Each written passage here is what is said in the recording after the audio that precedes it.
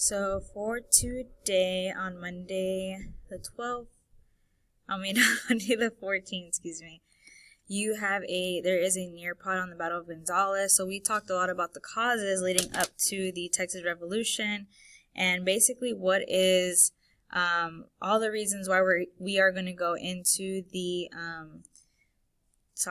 Texas Revolution.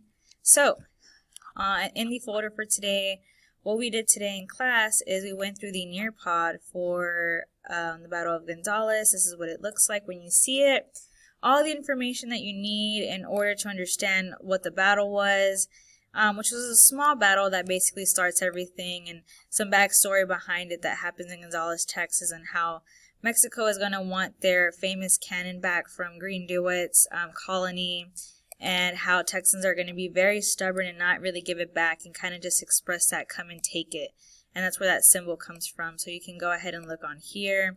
It is a lot of, not too much reading, but make sure you go through if you didn't, go through it with me in the class or with any of your teachers to make sure that you understand it. Here's a great video you can watch that explains a lot of the back history and some of the, some cool things that you can see about the cannon. You can actually see the cannon in the video if you're really interested in watching it.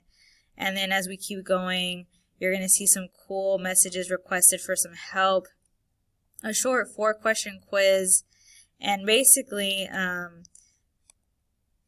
we have the ending, which sums up basically what the Battle of Gonzales is supposed to look like, and the small event that happened there.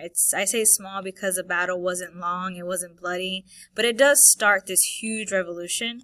So after you get done with that, we have a Battle of Gonzales. It's basically a sequence of events that we've talked about, the timeline of the Battle of Gonzales. This is kind of like your own comic book and your own take on what you think the Battle of Gonzales and everything that basically happened during that short time span.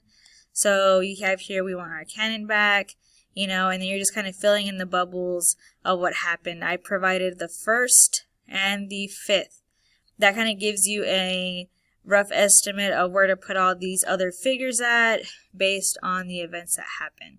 If you have any questions, please reach out to your social studies teacher, either me, Miss Taylor, Mr. Dollins, and we will for sure be able to help you connect all the dots to this. Just let us know, give us a quick email, and make sure you turn in that Battle of Gonzales comic, and we will see you